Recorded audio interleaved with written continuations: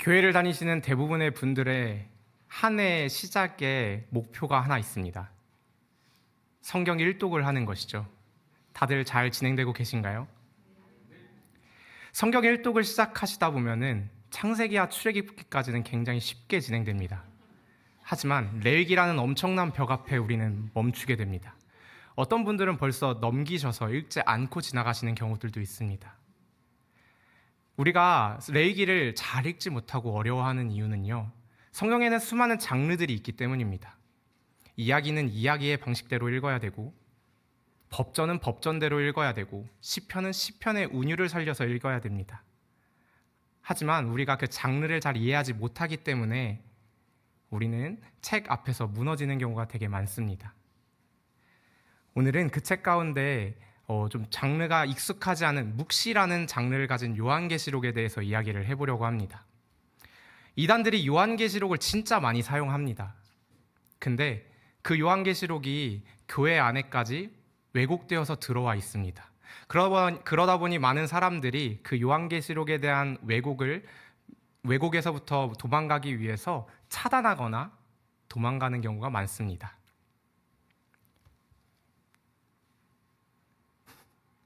도망가는 경우가 많습니다. 이 얘기는 비단 남의 이야기가 아니라 바로 저의 이야기입니다. 제가 중학생 시절에 친구가 저에게 다가와서 요한계시록의 666은 바코드를 의미하는 거라고 이야기를 해줍니다. 그래서 저는 그 이야기를 듣고 굉장히 순진하게 믿어서 교회를 향합니다. 그리고 교회학교 선생님에게 666이 바코드를 의미하는 거라면서요? 라고 이야기를 했더니 선생님이 어물쩍 넘어가시며 그 공과 공부가 바로 끝나게 되었습니다. 저의 질문은 해결되지 못한 채 저는 신학교에 입학했고, 신학교에서 신약 수업을 들으면서 요한계시록에 대한 많은 오해들을 풀게 되었습니다. 하지만 이 시간은 제게 요한계시록과 가까워지는 시간이 아니라 오히려 어렵다는 생각으로 더 멀어지게 되는 시간이었습니다. 그렇게 또 시간이 흐르고 제가 이제는 전도사가 되었고 신대원에 입학하게 되었습니다. 더 이상은 이 요한계시록을 피할 수 없다는 생각에 수강 신청하던 중 수강 신청란에 요한계시록 수업이 있기에 그것을 담대하게 신청하게 되었습니다. 저는 그 순간이 제일 후회됩니다. 그 수업을 들으면서 얼마나 힘들었는지 모릅니다. 어쩔 때는 교수님께서 말하시는 이야기가 하나도 이해가 되지 않아서 그냥 허공을 쳐다보고 있었던 경우도 정말 많습니다. 그런 저의 성적이 어떨 것 같습니까? 궁금하시죠? 궁금한 만큼 오늘 제 설교도 궁금해 주셨으면 좋겠습니다. 요한계시록의 수업이 참 어려웠지만 저에게 참 감사한 시간이기도 했습니다. 이 시간이 저에게 너무 어려웠던 요한계시록을 새롭게 만나게 하고 이제는 저에게 힘이 되는 책으로 만들어 주었기 때문입니다. 그래서 설교를 시작하기 전에 먼저 요한계시록에 대한 두 가지 오해를 좀 먼저 풀고 시작하려고 합니다. 많은 분들이 요한계시록은 멸망과 심판의 이야기라고 착각합니다. 하지만 요한계시록은 요한이 2000년 전의 성도들에게 위로와 응원을 하기 위해서 쓴 책입니다. 2000년 전에는 로마의 억압이 너무 심해서 성도들이 믿음을 지키기가 정말 어려웠습니다. 그런 상황 속에서 멸망과 심판을 이야기하면서 두려움을 주지는 않았겠죠. 요한계시록을 관통하는 스토리는 하나님께서 승리하셨다. 악은 반드시 무너진다. 그러니 너희는 끝까지 믿음을 지키라. 말하는 하나님의 위로의 그리고 응원의 메시지입니다. 물론 그 안에는 수많은 멸망의 이야기들과 심판의 이야기들이 있습니다. 그 이야기들은 우리에게 속한 이야기가 아니기 때문에 무시하셔도 됩니다. 우리에게 속한 이야기는 하나님께서 승리하셨다. 하나님께서 우리와 함께 하신다라는 이야기입니다. 요한계시록의 두 번째 오해는 바로 암흑 해독하듯이 읽어야 된다는 것입니다. 요한계시록을 읽다 보면 수많은 상징들과 이야기들이 참 우리의 마음을 어렵게 합니다.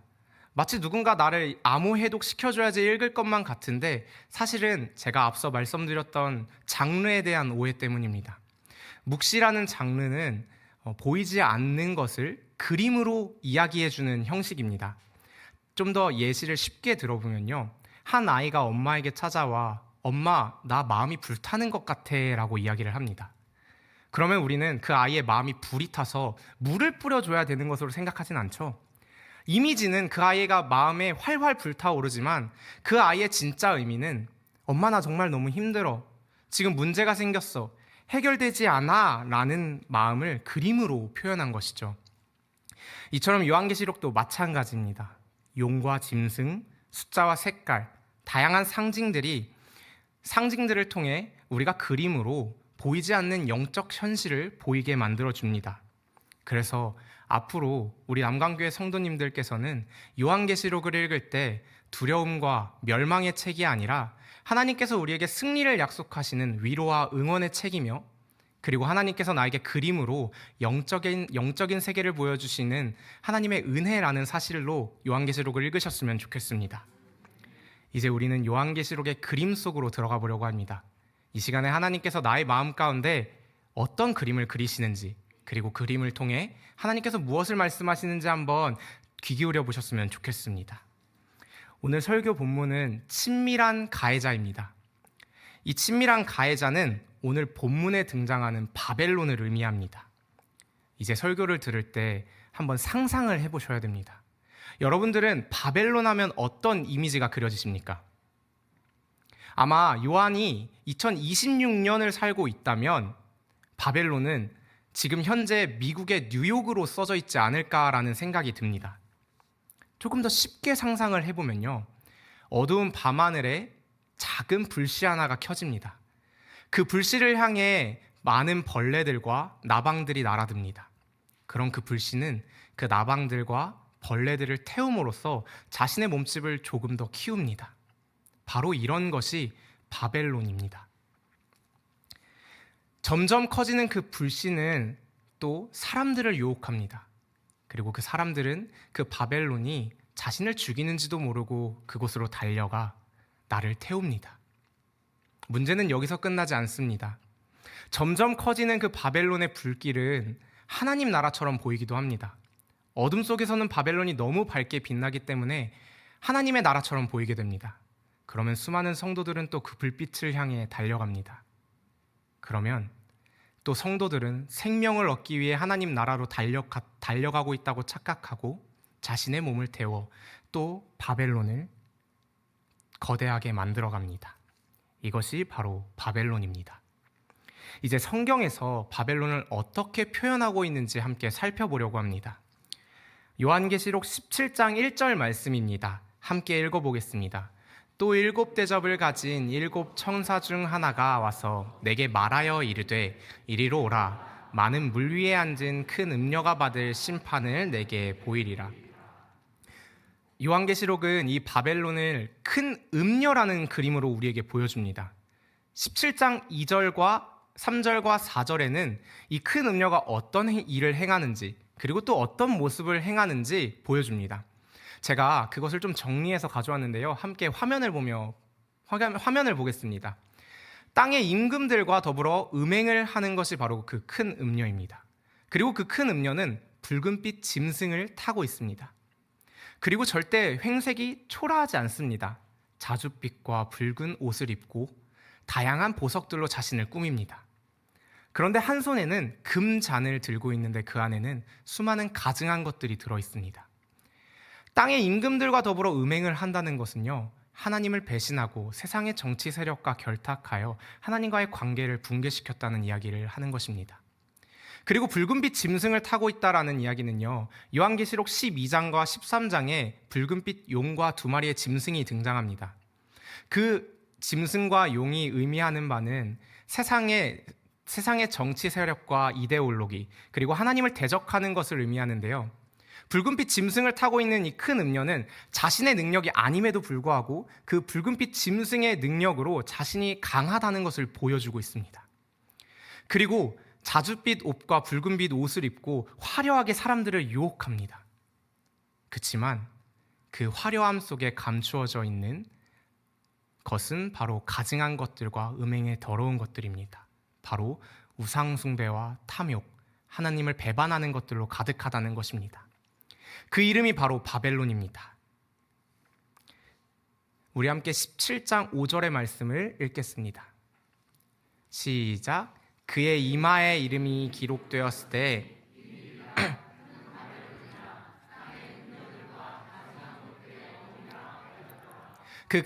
그 큰 음녀의 이름은 바벨론이라고 기록되어 있습니다.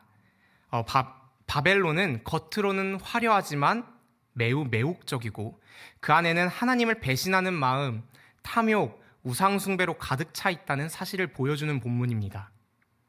이것이 바로 성경이 말하는 바벨론의 모습입니다. 그런데 문제는 이 바벨론의 모습이 여기서 끝나게 된다면 우리에게는 희망도 꿈도 없는 이야기가 될 것입니다. 하지만 오늘 우리가 읽은 본문 요한계시록 18장은 이 바벨론의 멸망을 이야기하는 장입니다. 이것은 우리에게 희망을 주는 장입니다. 우리 함께 죄송합니다. 이 바벨론의 이미지가 큰 음녀의 이미지로 그려지는 이유는 바벨론의 가장 큰 힘이 미혹하는 힘이기 때문입니다. 처음에는 사람들에게 이렇게 다가옵니다. 너 하나님 믿지? 근데 하나님 믿는 거 그대로 있어. 하나님 계속 사랑해. 하지만 나도 같이 사랑해보는 건 어때? 나를 조금 사랑한다고 해서 하나님과 멀어지는 거 아니잖아 라고 하면서 하나님과 바벨론을 동시에 잡게 합니다.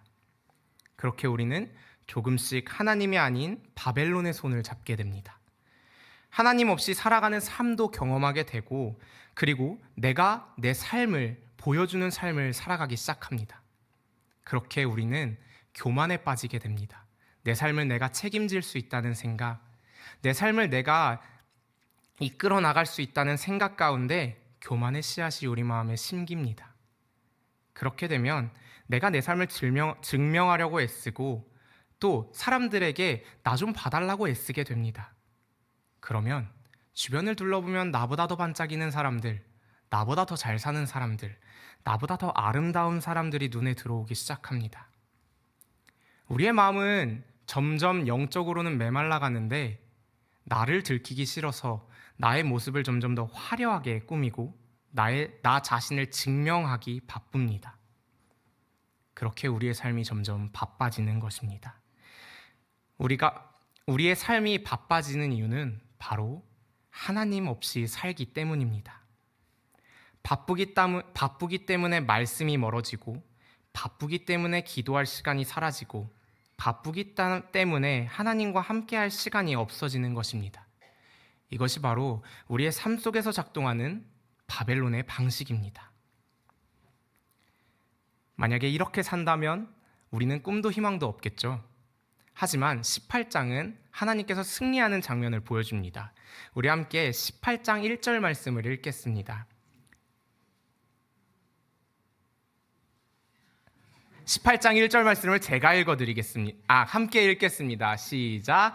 2일 후에 다른 천사가 하늘에서 내려오는 것을 보니 큰 권세를 가졌는데 그의 영광으로 땅이 환하여지더라. 하나님께서는 빛을 비추심으로써 우리가 가짜를 보게 하십니다. 바벨론은 어둠 속에서만 빛납니다. 그리고 바벨론은 수많은 희생을 통해서만 빛이 납니다. 그런데 하나님의 빛은 조금 특별합니다. 성경은 이렇게 시작합니다. 태초에 하나님이 천지를 창조하시니라. 땅이 혼돈하고 공허하며 흑암이 깊음 위에 있고 하나님의 영은 수면 위에 운행하시니라. 하나님이 이르시되 빛이 있으라 하시니 빛이 있었고 하나님이 그 빛을 보시기에 좋았더라. 하나님이 빛을 발하셨을 때는 해도 없고 달도 없고 별도 없습니다. 그 어떤 매개체도 없이 하나님은 빛을 비추실 수 있는 분이십니다. 하나님은 말씀을 통해 하나님의 영광의 빛을 비추어 주신 것입니다. 그 빛이 우리에게 비추어지는 순간 바벨론의 빛은 사라지고 우리 안에 숨겨져 있던 그 가짜들은 드러나게 됩니다. 설교의 대가인 찰스 스펄전 목사님이 이렇게 이야기하셨습니다. 그 빛은 즉각적으로 임했습니다. 이 땅을 조성하는 데에는 엿새가 걸렸지만 이 땅에 빛을 비추는 데에는 한순간이면 충분했습니다. 한 영혼을 중생시키는 일도 하나님께서는 순식간에 행하십니다. 마치 번쩍이는 섬광처럼 그 영혼의 빛과 생명이 주어집니다. 말씀을 읽다가 마음이 환하여지는 순간, 기도하는데 나의 길이 보이는 순간, 설교를 듣는데 꼬여있던 나의 실타래가 풀려지는 순간, 이 모든 것들은 하나님께서 우리의 마음 가운데 빛을 비추시는 순간입니다. 우리가 스스로 보지 못했던 것들을 보게 하시고 감추어져 있던 진실을 보게 하시며 보게 하시는 그것이 바로 하나님께서 우리들에게 베푸시는 첫 번째 은혜입니다. 이제 요한계시록 18장 2절 3절 말씀을 함께 읽겠습니다. 힘찬 음성으로 외쳐 이르되 무너졌도다 무너졌도다 큰 성 바벨론이여, 귀신의 처소와 각종 더러운 영이 모이는 곳과 각종 더럽고 가증한 새들이 모이는 곳이 되었도다. 그의 음행의 진노의 포도주로 말미암아 만국이 무너졌으며 또 왕의 왕들이 그와 더불어 음행하였으며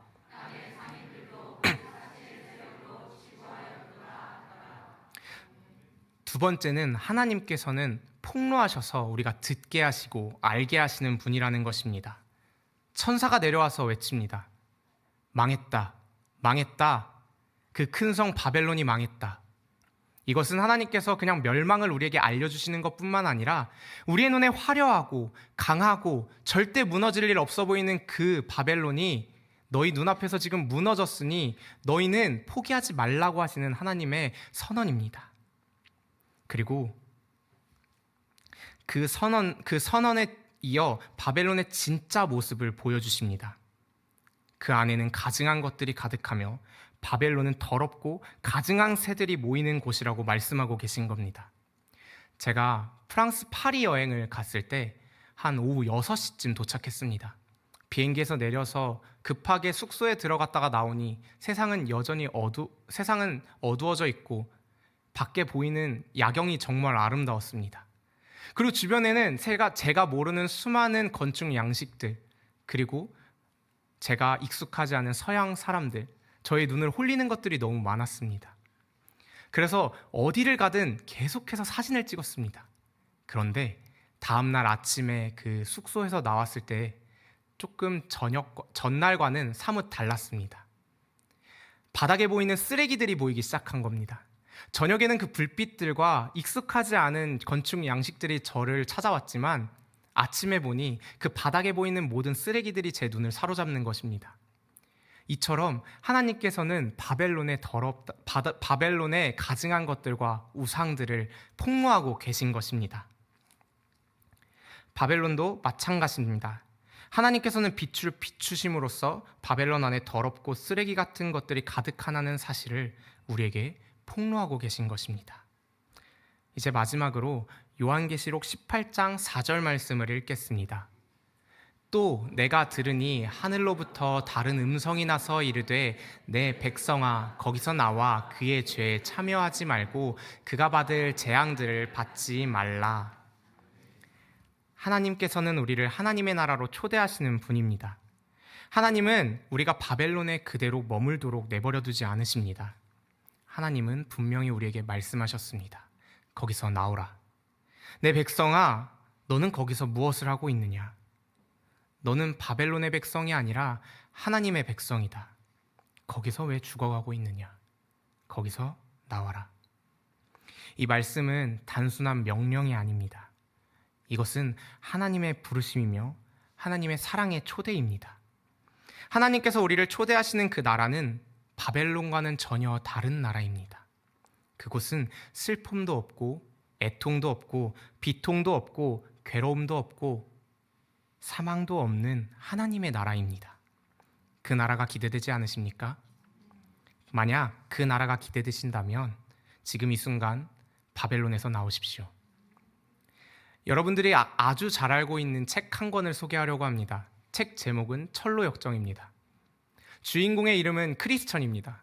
크리스천이 멸망의 도시를 나와 수많은 어려움들을 헤쳐나가고 결국 새 예루살렘에 도착하는 이야기입니다. 근데 우리가 주목할 점은 그가 얼마나 힘들게 새 예루살렘에 도착했는가가 아니라 어떻게 크리스천이 멸망의 도시에서 나오게 되었는가입니다. 크리스천이 멸망의 도시에서 나오게 된 이유는 단 한 가지입니다. 말씀을 읽은 순간부터입니다. 말씀을 읽는 순간은 하나님께서 우리의 마음 가운데 빛을 비추시며 우리의 마음에 폭로하시며 우리 보고 그곳에서 나오라고 하시는 말씀을 알려주십니다. 말씀을 읽을 때 말씀을 읽는 것은 우리를 살리는 일입니다. 그래서 말씀 읽기는 선택이 아니라 필수입니다. 우리가 말씀을 하루만 멀리해도 하나님과의 거리는 자연스럽게 멀어지게 될 것입니다. 만약 여러분이 그 바벨론에서 나오시기를 원하신다면 지금 이 순간부터 성경을 펴시기 바랍니다. 이제 말씀을 마무리하려고 합니다. 우리의 마지막 장인 요한계시록 18장 5절 말씀을 읽겠습니다. 그의 죄는 하늘에 사무쳤으며 하나님은 그의 불의한 일을 기억하신지라. 하나님께서는 우리를 기억하십니다.